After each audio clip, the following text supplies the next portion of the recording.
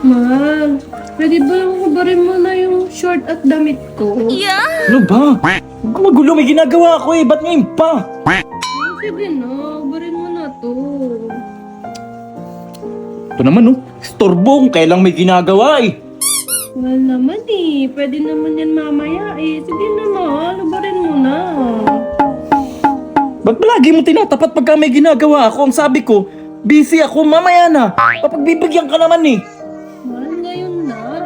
Bilisan mo na. Nakakaasar naman to. Sige na nga! Ito naman, ngayon lang nakahiram, napakadamot.